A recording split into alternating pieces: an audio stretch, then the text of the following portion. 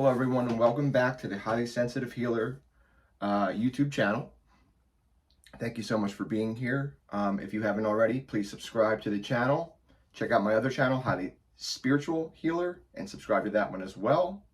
And please like this video if you enjoy it or get something out of it, which I hope that you do. I think it's about time that I share my story somewhat. And a rough, we'll call it a rough draft of my story, because it's not the full version quite yet. But I believe that for me, this is part of my healing. It's important to get my truth out there and to be able to openly talk about it. Because unfortunately, there's not a lot of people that are in my life or that were in my life that believe me that this actually took place and that this happened. So back in my childhood, I faced both, physical and mental and emotional torment and abuse. And it was from a family member. And this family member is still part of the family, of course, and it was a parent. I'll just say that much. It was a step parent. And the people that should have believed me and should believe me don't. And that really hurts. There's feelings of betrayal there. There's resentment, there's anger, lots of anger. And this is all things that I'm having to work through now. I'm 37 now. And like I said, a lot of this stuff happened back when I was a child.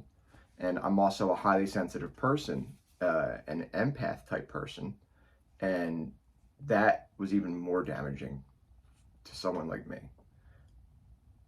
Now, as much as I don't really want my story to define who I am, because it really doesn't. It's just something that it was part of my experience and life so far, unfortunately. But fortunately, I hopefully will be able to help other people that are going through something similar to this or, the same as this, and help them and guide them to seeing that light at the end of the tunnel of healing, and ultimately finding your happiness and being happy in life and content, and being able to find that inner peace, that calmness, because the CPTSD, complex PTSD, which is definitely something that I still have and I still battle because of the abuse that I faced, and this person is a full-blown narcissist. No doubt about it. Very, very toxic. And major covert toxicity and narcissism. And that poses a very difficult challenge for a lot of families, I'm sure, and friends, relationships, and intimate relationships between people. It presents a added obstacle, we'll call it, in the sense that nobody believes me because this person is so good at being that covert narcissist. Most coverts are. That's why they are like that. They don't ever want anyone to see, unmask their true self. And, I have before with this individual, even by accident, and boy, it was scary, the reaction. I didn't even realize what was going on. I didn't find out this person was a narcissist until just a couple of years ago. I didn't even know what a narcissist was a couple of years ago, I'll be honest. I had no clue. I had heard the word before, but I didn't know to the extent of what it actually was. Now, I am very well aware of what that is. And I'm grateful that I'm aware of that, but also it's opened up a whole, I'm looking through the whole world in a completely different lens, knowing that people like that are out there. I just never could put my finger on what this person's problem was and what their issue was. Multiple issues, I would say. But now I know. And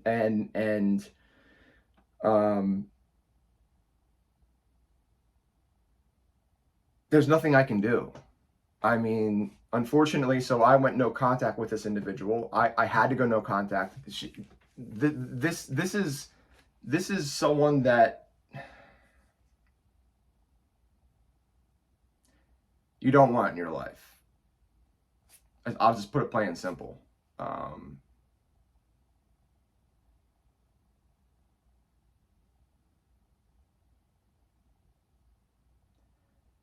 But by me doing what was best for me in going no contact with this individual in my family, actually ruined my other relationships with every other family member that I have on that side of my family. And I don't speak with any of them, hardly at all, including my own biological parent, which kills me inside. It's very hard. It's very emotional for me. Keep in mind, I am a highly sensitive person. I am an empath. Feelings, and emotions are everything to me. And when someone basically is in my life, or was in my life, that was, I would say more than anything, everyone, it was mental and emotional abuse. Because remember, HSP, emotions, everything. I'll give you an example. So part of the emotional torment that I would go through was if I would start crying as a child, which this individual gave me every reason to be crying as a child because of what this individual was doing to me or against me at the time, would upset anybody, especially a child. But I was made to feel like I'm a baby. She would say, because I'm just going to slip up and say it anyway. So she would say, oh, stop crying like a baby. Even though I had every reason to be crying at that moment. Because, first of all, I'm a child. Second of all, I'm talking young child. And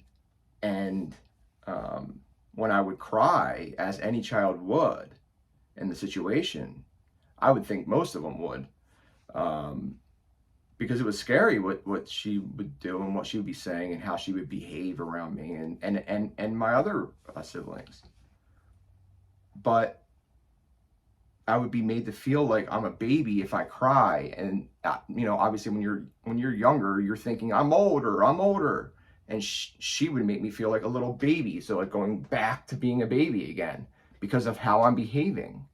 And in reality, it was just an emotion that she was causing in the first place, but then would torment me afterwards and actually have my other siblings laugh at me. I remember it, and it was horrible. And I'm like, I'm so upset, and I'm crying. I have tears coming out, and I couldn't even breathe. I couldn't even get my breath because I would be crying so hard. And I couldn't even get a deep breath in, guys. That's how upset she would make me and get me. And the same stuff still goes on to this day. Not that I'm crying now, but I act out in anger and resentment and stuff like that. And it's just ridiculous. It's not who I am. She put all that there. So that's what I'm trying to work through, especially in therapy, is, having a healthy release for the anger, feeling the anger, knowing where it comes from, and not being afraid of it anymore. And stop reacting and behaving like a child in those instances of anger and resentment, and maybe go do something constructive. Is the best way to put it. So, not having anyone believe me is very difficult. It's very hard on me. Because I feel like it's not even my truth. I feel like nobody cares. I feel like they're taking away one of the things that are actually a part of me, which is honesty. They are taking that away from me. They're trying to. I mean, I know I'm still being honest because it's my truth. It happened. It took place. You know, a lot of these people that are questioning it or just, I can tell, just don't believe me. Well, my question to them would be, have you ever considered, what if it were true? What if I'm actually telling the truth? Because that would change everything, right? And they don't want to think about that, because there's no way that this individual could do what I have said this individual has done. And I've kept things, you know, I respect this person. I have respect for this family member. I always have respect for my elders. But this isn't about her. This is about me. This healing journey is about me. This channel is about me and my healing journey. It's not about her. It's not about any of my other family members. It's not about any of my friends. It's not about any of them. It's about me. This is the one thing that I have that's all mine. And that's why I was thinking to myself, why not share this? Why not at least put this information out there? If someone else can understand and maybe have gone through something similar, I'm sorry you went through that, but we can connect and we can heal together if that's what needs to happen. Remember, compassion, creativity, and connection are the 3 C's of this channel, and they will remain that for as long as this channel exists. And compassion, self-compassion is one of the most difficult things for me, which is something that I'm constantly reminding myself in these videos to practice it. Have that self-compassion. It's hard. It's not, and compassion is not feeling sorry for someone or feeling sorry for yourself. That's not what compassion is. Compassion's it's about maybe feeling sorry a little bit, but it's also about acceptance. I think is a part of it. Cutting yourself a break. Being understanding of yourself and understanding to someone else, if it's just compassion, self-compassion. I'm talking about like the self-compassion idea is everything for you. Empathy is a part of it. And there was one other big one that I thought of, and I forget what that is off the top of my head. I should be writing this stuff down, but I just don't care enough to do that. I just don't. I just like talking. This situation in my childhood has led to a whole bunch of issues now in my life. Some that I've already dealt with and handled and am still healing from, or already have healed from, but there's still plenty left that I'm still reeling and I'm still healing. Still reeling, still healing from what happened and what I experienced growing up. And you got to understand, when I say growing up, I'm not just saying like just childhood. This abuse, this mental and emotional abuse actually continued into adulthood. And even would still be continuing if this person were still allowed into my life. But like I said, they're not. And they're never going to get back into my life because I just don't need that. I don't want that. I don't want that in my life anymore. No, thank you. No thanks. It's not for me. I'm trying to do what serves me best, and although I still, do and have habits and behaviors and say things that aren't me, but I'm working on those things. And I'm actively looking for those things still. Like seeking them out, to heal them, to do self-work, to self-improve, to have self-growth. Growth is really important to me. I'm struggling in jobs because I was mentally, emotionally abused in past jobs. One in particular that was just really, really bad. It was a really bad experience for about 5 years straight. The two main jobs I had, one I worked there for 15 years, the other one was 5 years. And then I've had not side jobs, but part-time and some full-time jobs over the past couple of years mixed in. Because I can't find a place now. There's no, I don't feel like I belong anywhere. I don't. I not in the working area, and not even really in the personal area. I feel like I don't belong anywhere. I feel like there's no one around me that's like me, or have had similar experiences that I had. Because there's plenty of HSPs and empath type people, male and female, extroverted, introverted, out there that are completely healthy and they're living amazing lives. And I'm so happy for those people. But I'm not one of them. Yet. But I've had to do all this work because of my past, because of what happened to me in my childhood growing up. And that's okay. That's okay. As you can tell, hopefully by my demeanor and telling you all of this in this video, that I've done a lot of work in that area. There was years ago, there was a point there that I couldn't even, when I would talk about all of this, I would be extremely triggered, and it would just be, it would be bad. It would be really bad. And I think this is part of that healing process. This is part of that, having that compassion for myself, speaking my truth, being able to at least tell all of you what happened to me, what my story actually is, not a lie, actually is. I pride myself on honesty. Honesty is one of my top 20 core beliefs and values that I list here on my wall, that I see every day. It always is, and it's always in the top.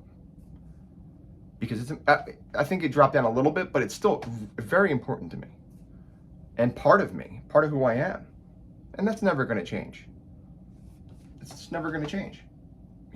Positivity is another big part of who I am. Optimism. Empathy. Working on the compassion thing. I easily have compassion for others, but with myself, that's where I struggle. That's like a codependency thing, I think. But even in the narcissistic abuse, if that's something that you've had to go through, I'm sorry, because it's torture. It's absolute torture, which this is what caused my CPTSD, my complex PTSD. That's prolonged trauma, emotional, mental, physical, over a period of time.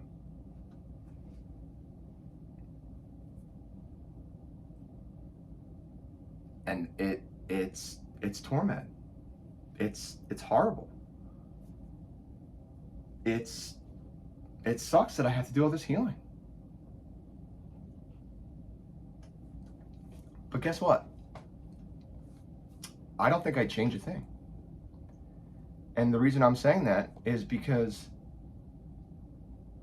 I'm a healer. Hence the names that I have here on YouTube and Instagram, and what I know without a doubt about myself.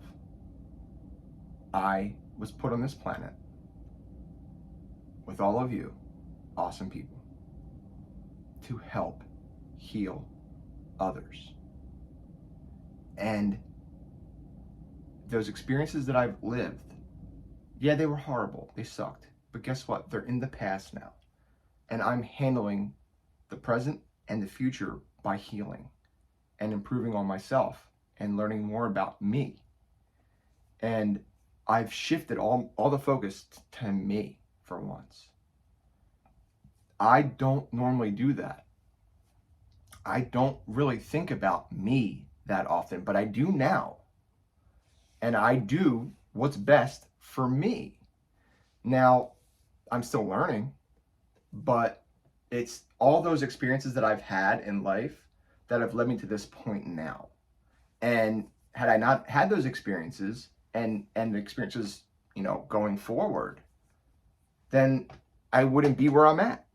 And although I'm not particularly in the best place of my life right now, emotionally, mentally,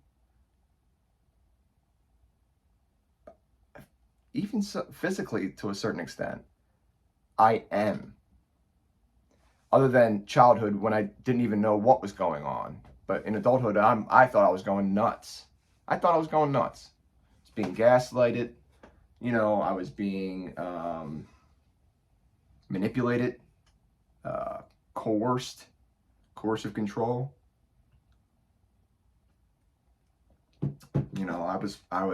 I was the scapegoat in the family, no doubt about that. Now you have to understand, I'm the stepchild, so automatically, I believe it's not right, but I mean, not automatically. I don't want to say it that way, but I'm sure a good bit of you are probably like, yeah, I was the stepchild. I was scapegoated myself, and I get it. But then at the same time, I don't get it, because I was a good kid and I'm a good person, and all I wanted was this individual to love me, because I thought I was deserving of love. I was a good kid. Like I said, I'm a good person.